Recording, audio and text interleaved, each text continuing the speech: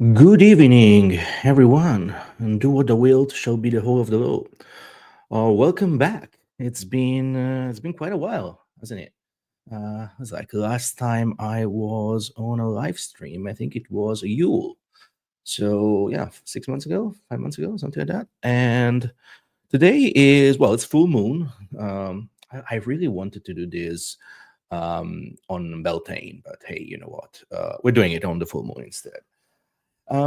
Especially because this time I have something to share. Like last time when we saw each other last time on this live stream, I was just like spending some time together because I haven't really streamed in a long time. This is the 33rd Thelema after Tears live stream. Yeah, it's kind of crazy if you think about it. There was a moment where I was doing this every month, maybe.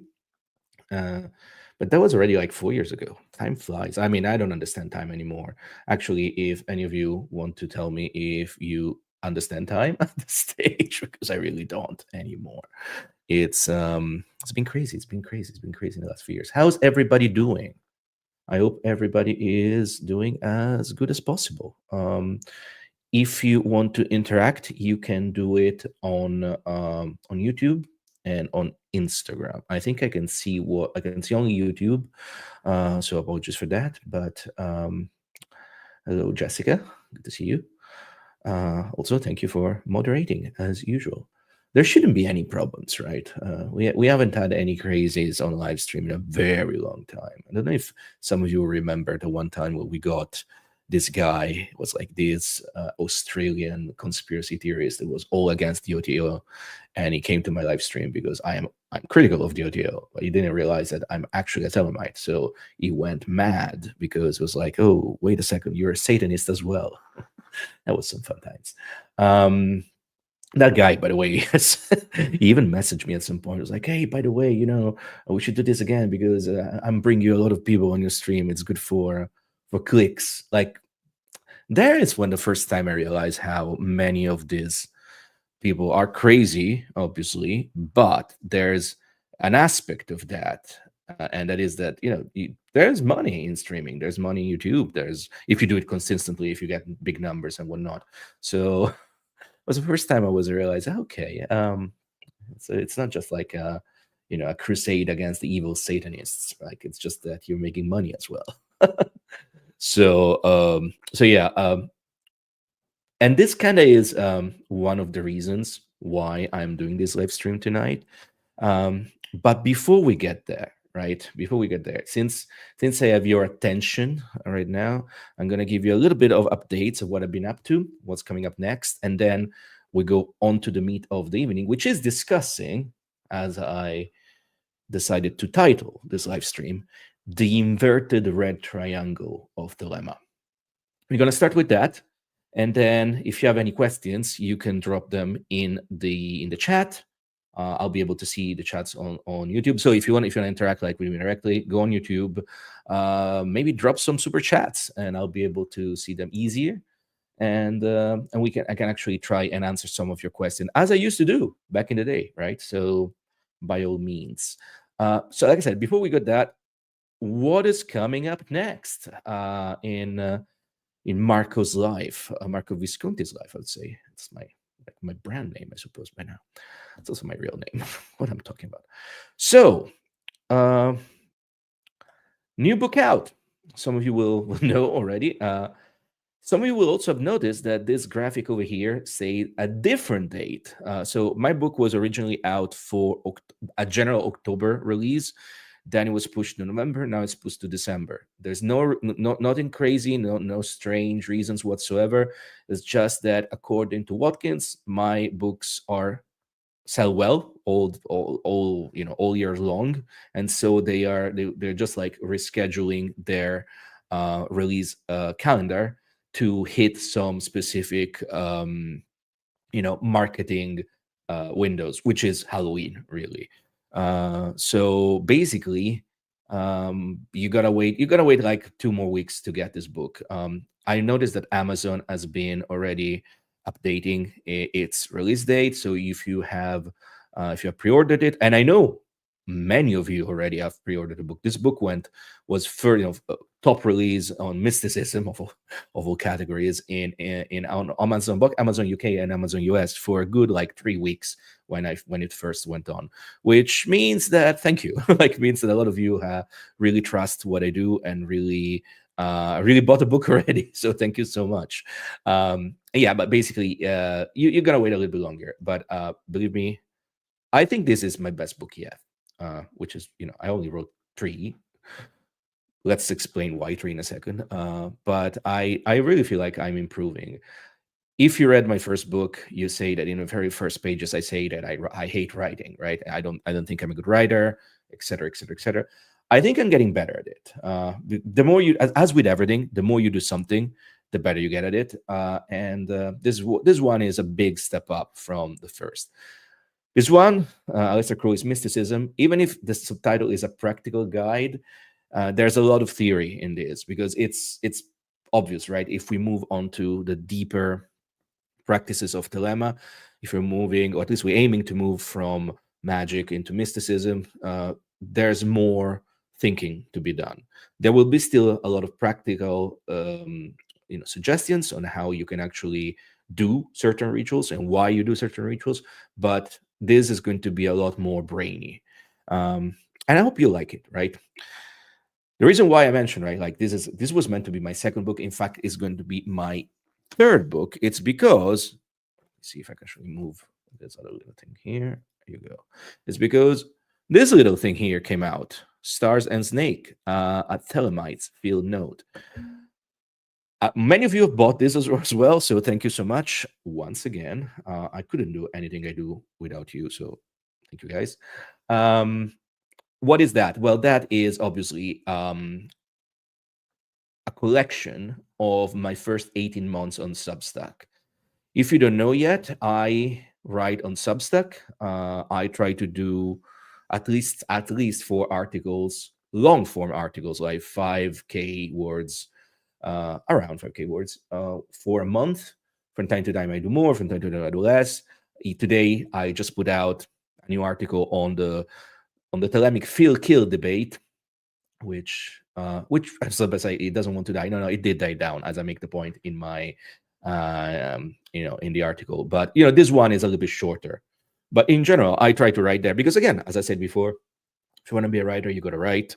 Like if you want to be a guitar player, you got to play guitar. If you want to be a bodybuilder, you're going to go to the gym, etc. If you're going to be a magician, you got to practice magic. Like, I suppose that's also one of the reasons why you haven't seen me on social media too much, because I've been busy with real life and magical life as well. But anyway, like Stars and Snakes is out. If you are one of those folks that like to read on our actual book as opposed of Substack, so your screen, your devices, that's a way to read more from me, right? And I think there's some interesting considerations, some interesting ideas in Stars and Snakes, and yeah, I put this Substack edited release maybe once a year, maybe every 18 months, something like that. So yeah, if you are on Substack, like I said, you will. I'm never gonna paywall anything. So basically, if you buy these printed books, you're just going to support what I do. And again, I'm super thankful for that. I can see that somebody, good article on Phil Kill, always wanted to know the history behind that. Yeah, the reason why I decided to write about this today is just because I've been writing a lot about the Necronomicon Gnosis. I wrote like 4 very long articles on that for one reason we're going to discuss shortly, and I needed a little bit of change. Like a week ago, I put out this other very long article on the mythopoiesis of Atlantis, and that is like how we can use Atlantis as a myth, as opposed of ending up believing that it happened. It was something that existed physically. Because if we do that, we can use it magically, and we can make good use of it. In fact. And then today I just found out, I received this beautiful Logos 373 edition or IVAS edition of the Book of the Law. I bought it. I bought it like a couple of months ago because they were running an amazing 40% discount promotion. I could not say no to that, obviously. And I wanted it since they announced it last year. I bought it, came in, it's fantastic, incredible, but they printed kill as opposed to fill. And I was like, well, maybe it's time we remind the rest of the world that, yeah, it's bullshit. It should be kill. No, it should be fill. See, I get confused myself. So, where's that? Where is it? There we go. Back. So I would say, like, I wrote a lot about the Necronomicon Gnosis because I convinced Peter Levenda to do this little thing with me.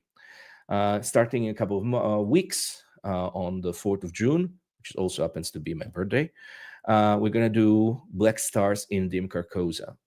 Basically, it's the 50th anniversary of the Simon Necronomicon this year, and Peter Levenda, whether you want to believe he is the secret Simon, or you can just accept that he was one of the people that were there when this book was received.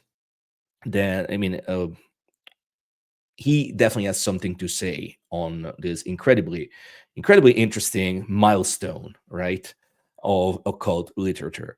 And I thought that it was a good idea to just get me and him together again on screen online and tell you how to, well, a little bit of the history of the Simon Necronomicon, a little history of the Necronomicon Gnosis as a whole, and I chose, for instance, to discuss about Kenneth Grant, Ascent Mason, and Carl Stone in particular, but we will touch also on, for instance, Donald Tyson and Michael Berthiaud, and maybe someone else as well. But mostly, if you read my Substack articles, which is something like really 30,000 words on it, it's kind of like a little book on it there on Substack. That's the theory. We're gonna really zero in the practice, like, again, how you can use the Necronomicon as a metapoietic praxis to do, well, to contact the other, to contact what's maybe hidden inside of us, and maybe what's inside of us, it's also what lies on the stars. Possibly, we'll see that. And of course, some of you, again, if you're interested, this is the link, or you can find it in a link in bio, all my links, my website, whatever. Also, some of you will remember that many moons ago, I announced that I would do an in-person retreat with Peter in Joshua Tree in February. Well, as you can see from the flyer, actually, it has been moved to October. I'm gonna say more about this in a few weeks, a few months, maybe. There's still very few space left. This is, again, both the online course in June. There's only 5 places left for that. This one, I think there must be 5 places left for this as well. These are one-off. Like, we do this one time, we're never going to do them again. Like, even for the online courses, also, I won't even offer how do you say, like, forever replays, right? It's a timed effort. Like, you do this, you're there with us for a while, you go through the practice, and then you bring the practice home with you, and maybe you live with it. You keep practicing throughout your life, or not, according to your will. Same thing for Stairway to Heaven. If you're interested in the in-person retreat in Joshua Tree in October, which, by the way, as you can see, the 12th of October, which happens to be exactly the date of the 50th anniversary of the Simon Necronomicon and the 150th anniversary of Aleister Crowley's birth. Interesting dates. You can go on www.magicalretreats.com. Hopefully that's the correct address. I think it is. Or you can ask me more details. I think this is everything from the no, I lied. I always lie. That's something else I've been doing. I brought back the pub moot. So if you are here in the UK, you know exactly what a pub moot is. If you're not in the UK, a pub moot is, a monthly date, pretty much, in a pub where you meet with like-minded people, you drink, you chat magic, you discuss, you ask questions. It's kind of live stream, but in person. Like, back when the world was normal, back when the world before this for social media and all this nastiness that has been born upon us in the last, I don't know, 20 years or so. Anyway, there are plenty of pub moods in all over the UK. There are plenty of pub moods in London, neo-pagan mostly, Wiccans, witchcraft genre. Though we kind of lacked a pub mood, focused on magic and Thelema. Even if there were, there are some of them in the past were very famous, like the talking stick mood, where Gerald Suster used to hold court, and I'm talking like way before my time, so the 80s and the 90s, maybe the 2000s, maybe. Anyway, this is going to be, as you can see, it's every third Thursday. So this Thursday, in a few days, we're going to do the third mood. We done two already. Big success. We had like, the first one must have been like 25 people or something. The second one must have been like almost 40 people at some point. It's crazy. It's nice. Great chats. We start at 6 p.m. We go until 9 p.m. If people want to stay longer, they are more than happy to do so. We have the Fitzroy Tavern, which is one of the most beautiful pubs in London, and it's one of famous Aleister Crowley's haunts. Aleister Crowley used to drink there. It's in the center of old Bohemia, and it's a really nice place. So if you happen to be in London, come join us. There's only one rule, and that is no fascists and no Nazis. But again, why would you want to drink with those kind of people, right? So I think that's it. I think we should move on to the meat of the evening. Before we do that, let me have a sip of my drink here. And let me remind you, if you have any questions, anything, drop in the chat. I'll start it and then I'll get to it later. All right. So there we go. Okay. Let me do. No, I can still not remember how you do it. There you go. So the inverted red triangle of Thelema. Today's little lesson is going to be on this. A few days ago, against my better judgment, I decided to log back onto Twitter, onto my. I have two Twitter accounts. One is my personal one. I don't use it anymore. I deleted everything from it. Right now, I think I'm only like the only thing you'll find on my personal Twitter account is I refuse to call it X, Twitter. My personal Twitter account, there is just links to Substack and the Necronomicon Gnosis thing, because a lot of the people interested in that stuff, they're still on Twitter. And don't ask me why, but that's it. I have a second one, the one for Ecclesia Gnostica Universalis, which is the Thelemic Gnostic Church that I lead. And again, I guess my better judgment, I logged onto it and I ended up reading some, for one time, I'm not going to name names because this is not the point, right? One famous occult author, influencer. I don't know if we can call him famous as well. I mean, he has a dwindling following, but he's been around. And as everybody who's still heavily involved with Twitter, they are there because they're talking to Twitter's user base, which is mostly people on the far right, MAGA people, everybody that is I would say like lunatics, right? But if you're still on Twitter, if you're still heavily involved on Twitter, you do that because, especially if you have like a blue check mark like this person does, you do that because you generate drama, you get a little bit of ad revenue. It is really perverted.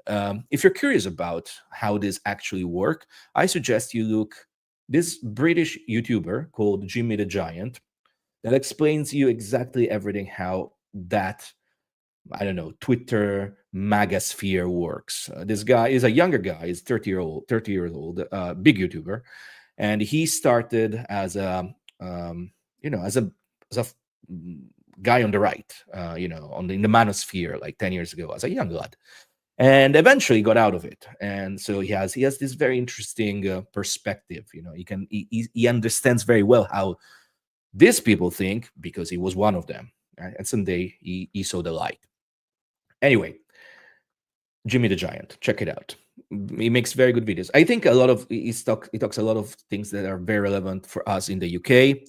But again, it might be interesting because you will see, especially in a culture, that there's still a lot of crazy discussion, as in, you know, the UK is being overrun by Islam. The UK is being overrun by Muslim gangs. Women are scared to go into, to walk in the streets. London is a Muslim Sharia law city. I live in London. It's so bullshit. But then I also realized that it's people that say these things, they are completely detached from reality, especially if they say this and they are in the US. Because again, and especially if they're in the US and they're like MAGA, pro Trump, they're just completely detached from reality, right?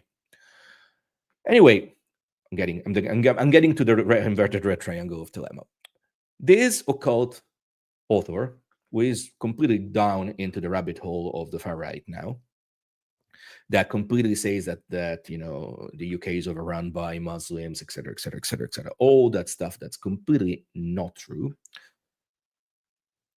He's also started to be incredibly pro genocide. That is, he has been promoting the Zionist genocide of Gaza.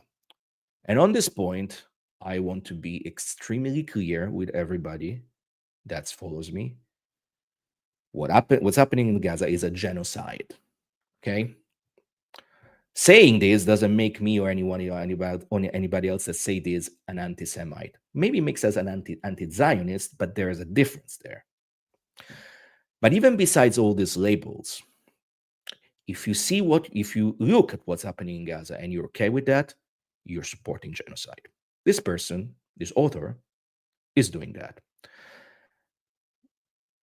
The other day, logging onto the Ecclesia Gnostica Universalis Twitter account, against my better judgment, I left a comment saying this. And this person went mad. I mean, I don't think he's very sane anymore. But he went mad, especially saying that I was, or an Hamas supporter, because I had in my Ecclesia Gnostica Universalis account this inverted red triangle. Now, if you were around in 2020, 2021, which was the highest peak of the occult community on Twitter, and it was really a thriving community before it started derailing and before it completely got shut down by the hostile takeover of Elon Musk of Twitter. You will remember, and all of this stuff it's there on Twitter for you to read. You will remember that everybody was saying, well, how do we, like, because there was all these little groups, like, so the Thelemites, how do we signify that we are Thelemites? And I think I was one of the ones, maybe I was the first person suggesting that we would add to our handle the inverted red triangle, which is an emoji, because that is one of the symbols of Thelema. So I reply to this person and say, we have our differences. I think you're mad. You think I'm mad. It's fine.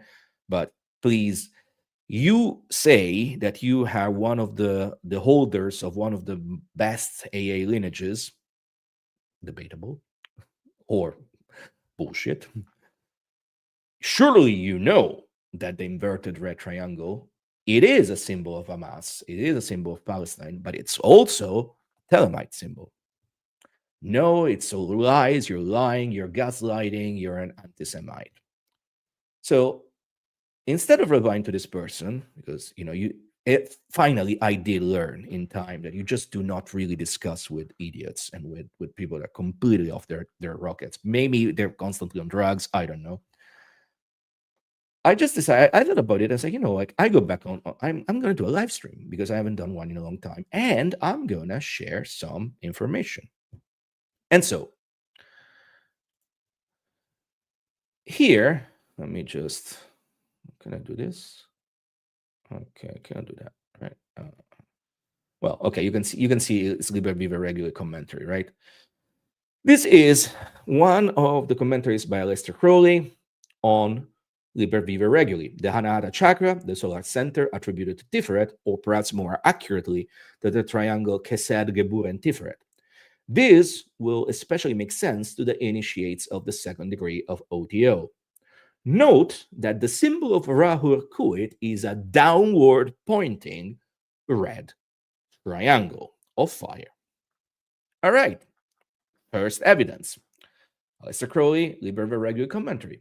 But even here he mentions like the second degree of OTO. Let's look at what the second degree of OTO says, especially the fourth point, which is the consecration and instruction.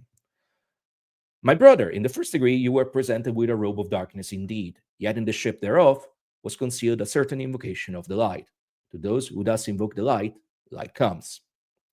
I therefore affix this red triangle, the apex pointing downwards, as it were a wedge of light splitting the clouds that surround birth, a warming life with its rays. As it is written, the Son of Righteousness shall arise with healing in his wings. The triangle is also a special symbol of the Lord of the Aeon, Rahul Kuit, the crowned and conquering child, the eternal Son that dieth not, whom we adore. And then, it goes on. I also gird you with a sword. I mean, this is not important. This is important bit, right? And of course, if any of you who's been went through the OTO Man of Earth initiations, you will remember this part. It's a very important part because in the first degree you get the robe, the Tau robe. In the second degree, this triangle is affixed to you, and then of course you're presented with a sword, or you buy your own sword. Anyway, second, the point of evidence. There's more. This is Liber Alba Legis, chapter 3, verses 17. Fear not at all. Fear neither men nor fates, nor gods, nor anything. Money fear not, no laughter of the folk folly, nor any power in earth or upon the earth or under the earth. Nu is your refuge, and Hadith your light, and I am the strength, force, vigor of your arms. Chapter 3, of course, is Rahul Kuit speaking. And in the old commentary, our friend Aleister Crowley says, and the red triangle is as a shield, with its rays are far darting arrows. Again, maybe this is not as evident as the other two instances, but again, Crowley had this symbol in mind, the inverted red triangle. There's one more. I mean, I could have shown like plenty, but I choose one more here, maybe two more. Liber 65, Cordis Cincti Serpente sub figura Adonai, chapter 3, verses 28. The red three-angled heart had been set in thy shrine, for the priest despise equally the shrine and the god. I mean, this is just a little excerpt in a much longer discussion context, but however, once again, read red triangle heart, triangle shield. You got that, right? So let me just, there you go. So once again, right, there's plenty of evidence in Thelemic literature that the inverted red triangle is one of the utmost symbols of Thelema, more than the unicursal hexagram, I would say, way more. In many ways, the unicursal hexagram, which kind of became like the symbol of Thelema, it's a symbol of Thelema in the outer, for those who are not privy to, I would say, initiations, but maybe like, so those who haven't read enough of Thelema. It's very interesting that somebody who claims to have, as according to him, the best, most authentic AA lineage in North America is ignorant of this. Or maybe he's not ignorant of this. He just wanted to make a point to drive, drama and ad revenue or click revenue to his Twitter account, which is pathetic and disgusting. There's more, though. Look at this. these are the AA robes according to the original Crowley's design for the grades from neophyte to philosophus. Could have shown more, but for the sake of simplicity, these are what they look like. See, you start with just a tau robe with an inverted red triangle, and then you add bands of light. I mean, if you know your Kabbalah or your tree of life, you know exactly why you're adding these colors. But again, I'm not gonna go into it. I think it's pretty obvious. This is a sketch drawn by Crowley and sent to Fuller in 1909. Of course, this is the Philosophus robe, like Practicus robe, Practicus, as you can see here, right? Inverted red triangle. There you go. You got it again. And for those who want to see something else, this is the OTO robe. I should say this is the OTO robe up to the third degree. I would say this is the OTO robe of the third degree OTO, so a man of earth robe. And again, tau robe, inverted triangle, and the letters OTO. Nowadays, it's a little bit different. The letters OTO are placed in a different position around the triangle. It shouldn't be this big opening on the neck. Anyway, again, even if I'm not if I'm not beholden to any oaths anymore, because I'm not a member of OTO anymore, and I really don't believe I ever was, as I said multiple times, I don't really recognize anymore the validity of the OTO as it was reconstructed by Grady McMurtry, etc., especially not by Bill Breeze. But that's the OTO that I joined, right? Because the other one died with Carl Germer in the 60s. Anyway, inverted red triangle. I think I labored onto the point more than enough, right? This is to say that it was really kind of shocking to me that this person was really like desperate to hammer this point, right? You're an anti-Semite because you have this symbol. I mean, I was telling him, you're a Zionist, you're disgusting, you're a genocide supporter, that's disgusting. He could have said anything else, but he went there on the little triangle that has been there because I really don't use Twitter anymore, and I really haven't used the Ecclesia Gnostica Universalis in Anglia Twitter account in like 4 years. So that triangle has been there for 4 or 5 years, in fact, when the Twitter community was thriving and actually nice before it went dark. And we were all using the little red triangle that represents Rahu Kuit as a signifier of the Thelemic sub-community inside the Twitter occult community. You would think that someone who is a Thelemite and that teaches Thelema, etc., they would know that, but apparently not. Just kind of, I think it tells you everything you need to know. All right. So that is why. Hello, John. Good to see you. Thank you. I am looking forward to the new book as well because I hope you guys will. I think you guys will like it, right? Speaking of books, right? So since we have done that, and I don't see any questions here. By the way, if you have any questions, you can drop them in the chat. This thing came out as well. I'm really proud of this one. This is the Polish edition of the Aleister Crowley manual, which is called Thelemic Magic in Poland, and I think this might be my favorite edition. Like they have a little nice. Oh, there's something here. Okay, a little nice universal hexagrams, and it's a little bit more like pocket size than the one, but it's really nice. I mean, it has the same structure and the same typography really of the original, and it's written in Polish, which is a beautiful language. I cannot speak it. I only know that thank you says dziękuję, so dziękuję for this beautiful edition. Yeah, if you're in Poland, you can get this from Illuminati now. Okay, I really don't see any. I see there's many of you listening to my rambles, so I'll drink to that. But I really don't have anything else to ramble tonight, unless you have some questions. I have one thing to show you though. Um, some months ago, I mean, I already posted it here. I posted it on social media. You all know that I've been a guest on Discovery Channel's Expedition X season 9. I recorded this episode in France last summer, and it came out in the US in February. And I think it's finally out everywhere, like on Discovery Plus. So for streaming, right? I think it is because I mean I've seen people here in the UK streaming. I'm just gonna play you a little clip. We'll watch it together. Hi, Marco. Hi, good to meet you. Pleasure to meet you.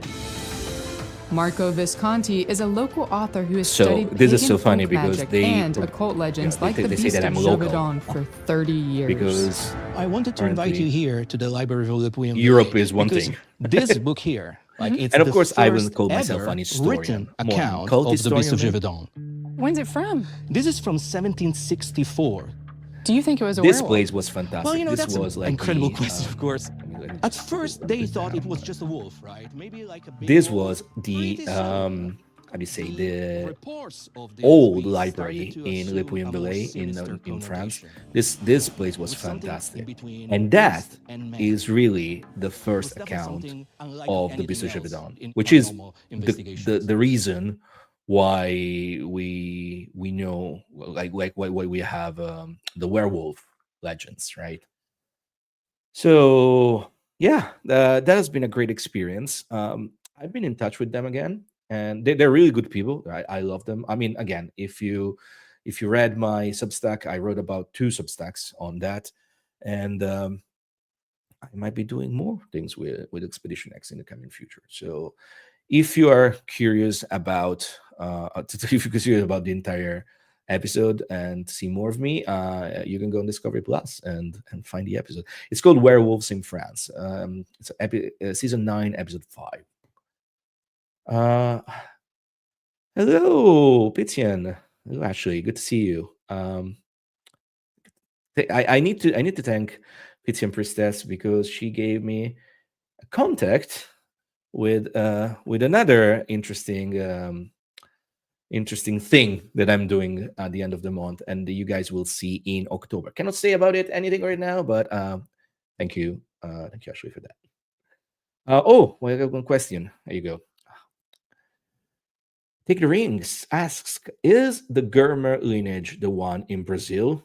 Torta, explain, please. Oh boy, there is no Germer lineage. Karl Germer, which was known as Frater Saturnus, as Saturn really ate its children, in the sense that he died kind of terribly with a very bad. I think he died badly with a very nasty illness, and he died without naming a hair, neither for the OTO nor for the AA.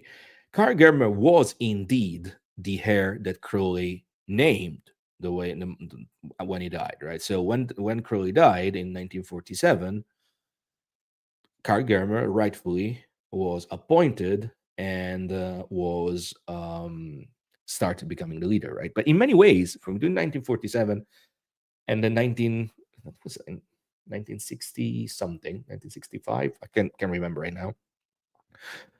He didn't do much, possibly because I mean it is my belief now, after having studied all of this for a long time. I think that Karl Germer was really hell-bent on letting the orders die because if he realized that they were just not working, right? However, Karl Germer was in touch both with Grady McMurtry, with Kenneth Grant, and with a man in Brazil called Marcelo Ramos Mota. Marcelo Mota was an incredible character. Was a judoka. He was in movies. He was one of the. I think he was connected to what's his name? The very famous Brazilian. Oh my God, Paulo Coelho, the very famous Brazilian writer that wrote The Alchemist and many others. And Paulo Coelho was a member of the AA. So I don't know, I can't remember if it was like directly disciple of Marcelo Ramos Mota or one of Mota's students. However, it was briefly in the AA. Anyway, Karl Germer really died. When he died, he didn't name any of these men as his successor. And this is why, for instance, Kenneth Grant ran with it and say, I am the successor. In many ways, Kenneth Grant started naming himself as the leader of the OTO. And in many ways, in Kenneth Grant vision, the OTO and the AA kind of blended together. He was doing his own thing. He was doing the Ordo Tifones, the Tifonian order, before that existed, right? Like Grady McMurtry and Marcelo Rota actually went for, well, Marcelo Rota went for the AA first, and according to Germer's widow Sasha, he was the heir. He was Mota considered him the heir, right? And so he ran with that for a while up until he decided that he wanted to run the OTO as well. And of course, at that point, Grady McMurtry already had, used his alleged, or let's say, I don't know, I've never seen it. Let's say that the story says that there was a letter from Crowley that gave him caliph powers of reactivation of the order if something had happened. And in many ways, something did happen because, again, Germer died without naming any heir, right? So Grady McMurtry went and reestablished the OTO in his own terms. And then what happened there, of course, that they start battling Mota and Germer. Mota and McMurtry. And then in 1985, with a very famous, very famous court case, he won, Grady McMurtry won the copyright case. And at that point, Marcel Mota kind of disappears from the story. What doesn't disappear is the incredibly rich tradition of Thelema in Brazil. There's plenty. I would say that Brazil is the most vibrant and vital Thelemic country in the world. They do their own thing. They don't care about anyone. Sure, they don't care about gringos or Americans, as they call them, gringos. They kind of care about Europeans, but not really. They have the numbers. They have the tradition. They have the famous people. Paulo Coelho was one. The Raul Seixas was another very famous Brazilian musician, member of the orders of the AA. So like very famous Thelemite, and more, plenty of more. Like they do their thing. They really don't care. And I think, as somebody who's been doing my own thing, not really caring about all the slander and harassment and defamation from OTO members, it still happens to this day. Not everybody. I mean, I will be honest with you. Some have, some have been doing, some have been like trying to build bridges again. But again, I've been doing my own thing, right? And I can see why the Brazilians are doing their own thing and thriving. Oh, look who's here. Hello, Justin. Good to see you. I know. I promised the vision and the voice. I promised you two things. I promised you the vision and the voice, and I promised you the Holy Books of Thelema.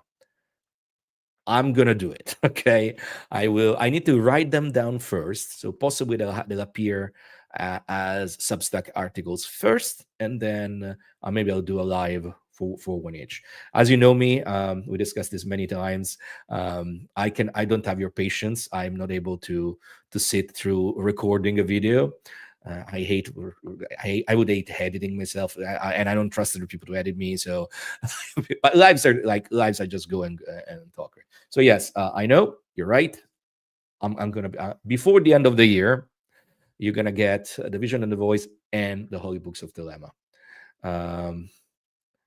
Yeah, exactly. Editing is hard, isn't it? I spent most of my life editing music, and don't want to do it anymore.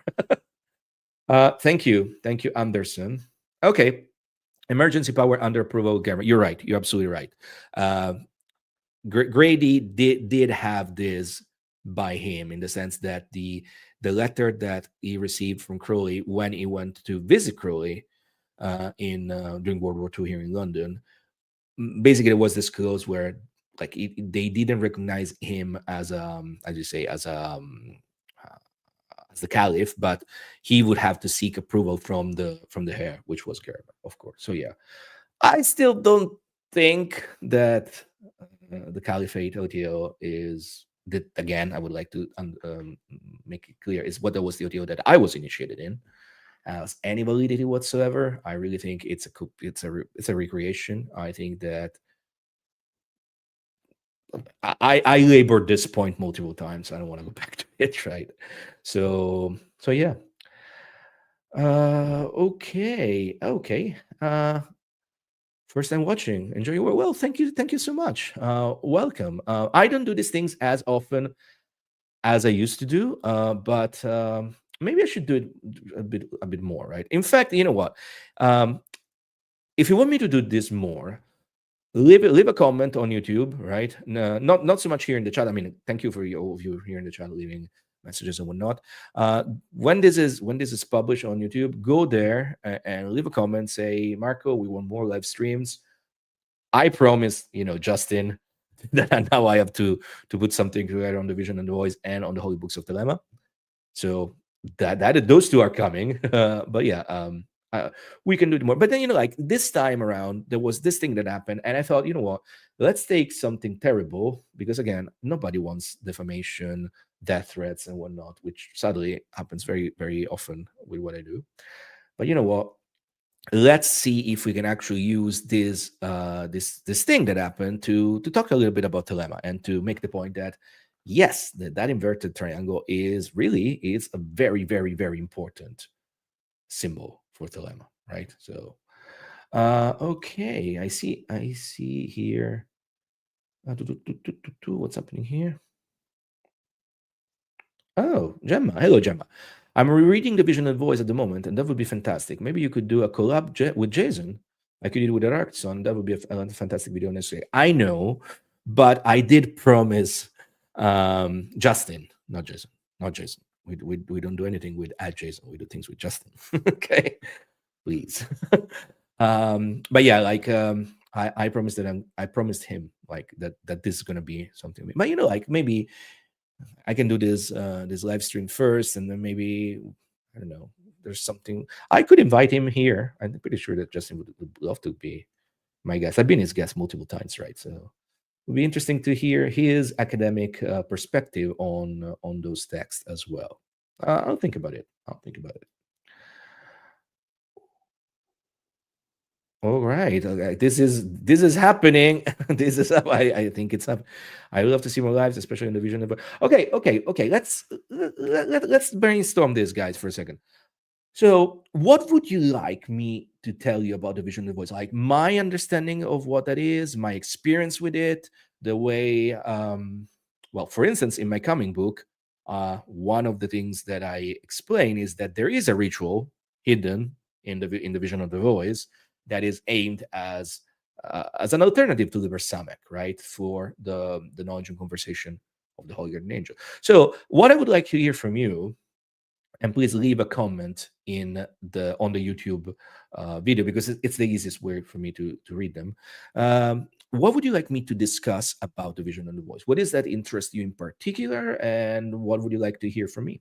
That could be cool. Oh, Jorg, good to see you. Okay, guys, you guys really want me to do this more? Okay. You know what? I never want to stream just because I have to stream, right?